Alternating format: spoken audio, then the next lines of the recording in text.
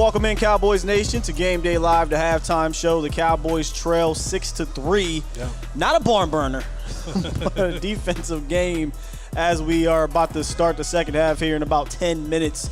It has been a first half full of self-inflicted wounds is what I have here in my notes, Jesse, and that's something you can't do when you have an inferior opponent coming into your home here. But what you got here for the first half, Jesse? You know, I just tweeted this out, and I said penalties, mistakes, penalties, mistakes, penalties, mistakes. Put it on the loop, and I had the Simpson guy walking in and out the door, the grandpa walking in and out the door, because that's what this game has been today. It's been penalties, mistakes. And there was this huge anticipation coming into this game that the Cowboys have Dak Prescott back at the helm, that this thing was going to look better. You know, just what the doctor ordered, a defense that was, as you said, 30 for 30. They're their last in every statistical category on defense, and they're not playing like that today. This is what makes this young lady called the NFL so sweet and tantalizing disrespectfully every single weekend, because if you don't show up, there's someone who will. Yeah. And she will go with whoever momentum is with. And the Detroit Lions, coming off a bye, seems as if they are committed to stepping up and stopping the run, getting timely pass rushes, getting to Dak Prescott. And Dak Prescott doesn't look comfortable. He goes in and out of these rhythmic type of moments in the game where he'll have a couple things going in your first game back. Yeah, and yes, but you would think when you look at more of the defensive, the offensive side of it, that you would be able to run the ball more effectively against a team who was giving up an enormous amount of rushing yards. But for here, 2 yards. Yeah, here's we sit right now, and this game doesn't feel like it's in the Cowboys' favor right now. Detroit gets the ball at the half. To me, Detroit has stayed right in their pocket. Even to end the half, they didn't try to go and say, yo, we're going to get in the shotgun, 3 wide receivers, and we're going to try to at least go steal a field goal. They ran the ball a couple of times and said, you know what? Whatever. If we get it, we get it. If we don't, we're going into halftime, and we'll see what we got coming out the half. You know, 4 penalties, a full start, a blocking it back, and a holding. That's all on offense. After we just talked about in the pregame show, you hadn't had those type of penalties coming into this game. And the full start and blocking it back absolutely killed the other drive, where it was 2nd and 20. The drive was pretty much over right there. And then you get into the red zone. You're getting in the rhythm. You're moving the ball. You're about to punch it in. Get a nice completed pass, and you fumble the ball. It's been a first half to forget for Noah Brown, who has the block in the back, the drop, and now the fumble. Got to get in there, clear your mind, come back out here, and understand that it's still 6-3, right? Yeah. Like, again, this game isn't out of hand, but it's not where you wanted it to be when you came in here. What are we, 1 for 5 on third downs? Let me go here. 1 for 5. So the third down efficiency rate is still low. Coming in against a team that's bad, that's been historically bad on third downs coming into this game. 53%. Teams have been converting third downs on the Detroit Lions defense at a clip of 53%. That doesn't show 53% right there for the Dallas Cowboys. Again, coming off that bye, they got a chance to go and change a few things. And, one thing about the mental part of football is Dak Prescott has been anticipating this return. The team has been anticipating this return. They came out flat in this football game. They came out flat. They came out extremely flat in this football game. Dak Prescott came out, and he's looked a little bit erratic. The crowd, the home crowd for the Cowboys, they haven't got anything to cheer about, and then 2, they booed the Dallas Cowboys offense coming off the field at one point in time. I tweeted it out, and people were like, yup, that's them booing.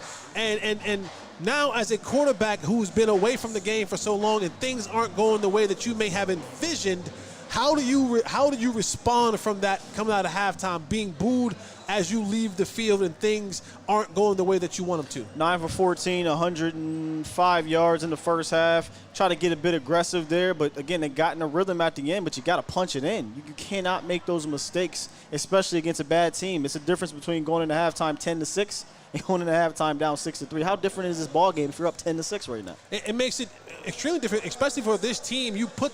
Detroit has yet to feel pressure. They've yet to feel like we have to get out what we normally do. The Cowboys have not been able to do that to Detroit, and I think that's where they just feel like we're extremely comfortable in what we want to do.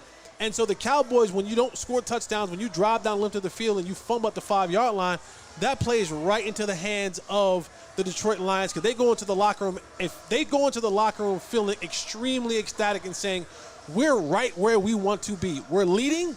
We get the ball at the half. They haven't got any really big explosive plays on us. The crowd is not into it at all. Yeah. And now we get a chance to come in there and really put the pressure on the Dallas Cowboys, because if Detroit comes out of this half and goes down and gets a touchdown, now you're talking about being up 13-3. And all of the pressure now goes back on the Dallas Cowboys to now produce some sort of offense and points, because that crowd will get a little bit difficult to bear if you're not doing that.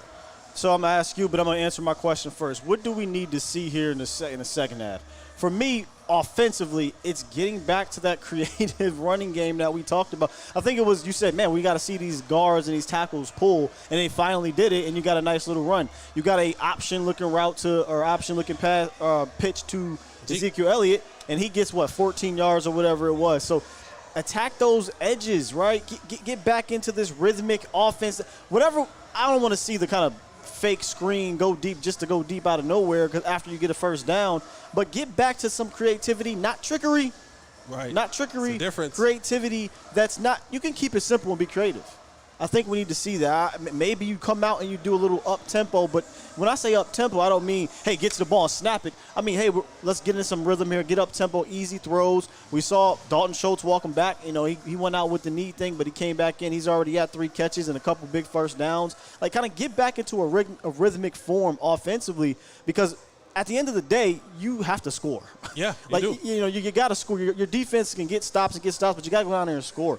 And this is basically the same situation we've been seeing for most of this season in the first half, aside from the Cincinnati Bengals game. Your offense has come out erratic. Your offense has come out flat, per se, and you haven't put up a lot of points. They got to come out in the second half and flip the damn switch. And see, I'm going to go on the defensive side of the ball. Yeah, good. Yeah. Because I'm looking at this defense, and I'm saying, it's time for you guys to step up, especially in that running game. You're giving up 4 points. If you get 4 yards a carry, you know what? That's not extremely bad. Again, you've yet to put pressure on the Detroit Lions to have to get out of what they want to do. This is the game that they want. They lead in time of possession, 16 minutes to 13 minutes. And so what you want to make sure that you're doing is creating the pressure, stopping the run game, make Jared Goff and that offense have to be a pass-happy offense. They already lost St. Brown due to a concussion, so they're down a receiver. They're looking to go at tight end. Leighton Vander Esch, Anthony Barr, you're now the mouse in the house. They're looking at you. J-Ron Curse. They're looking at y'all now and saying our tight ends are going to be able to give us some sort of play, T.J. Hockenson being the one in particular. So defensively, Micah, you came out and said when Dak Prescott came back, hey, welcome back but this is still our ish. This is the ish show. And I don't know if it's looking like a little bit of ish, but you got to get back to getting that defense. And maybe it's putting Micah Parsons back at linebacker more often than having him being the rush defensive end. But something has to give defensively where you get that prowess back, where you become the intimidating factor, the intimidator of this game, instead of just now being a reactionary side of the ball. Defensively, I think they're making some clutch plays, some clutch stops at given moments. Like the Donovan Wilson sack was huge. Yes. I think that was huge. And they are 0 for 5. Is it 0 for 5? 0 for 4 on third downs, though, for the Lions. So I think the defense is, for the most part, doing their part. Yeah, they've given up some first downs, though. They got 10 first downs to the Cowboys, 8 first downs. But like we've been saying all year, you cannot continue to ask your defense to be perfect. That's why there's a good balance here. But I'm looking for the offense to step up. You're basically looking for the defense to make a game-changing type of play, because the difference right now in this ball game is a turnover. Yeah, and that's the difference. But also momentum. Like, do something that gives you the momentum back, that gets the crowd back into it. Because that's honestly, not come from offense, man. But it's been coming from the defense for the last 5 weeks. So it's not unfamiliar to the defense. Right. I know that we're all sitting waiting for Dak to be Dak and do something Dak-like.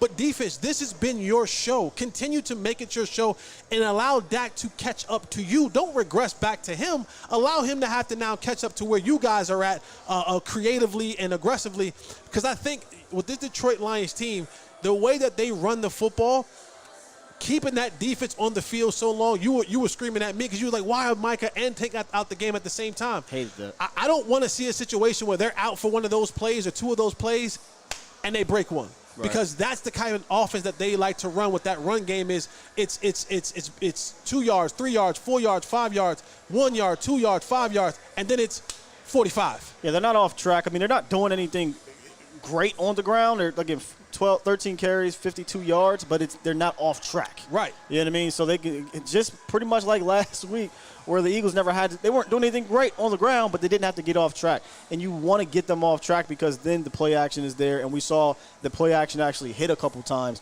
on the Cowboys. But I think offensively and defensively, got to raise the level just a little bit here, Cowboys Nation, as we head into the second half and see if the Cowboys can wake the hell up. They're down 6-3, and you can check us back out post-game show. Hopefully. Yep. Hopefully this thing flips because, boy, oh, boy, if it don't. The pitchforks and tiki torches will be out. Oh, my gosh, it'll be crazy, man. So check us out, post-game show. Jesse Holley, Skywalker Steel. Kickoff is up next. We out of here. Peace.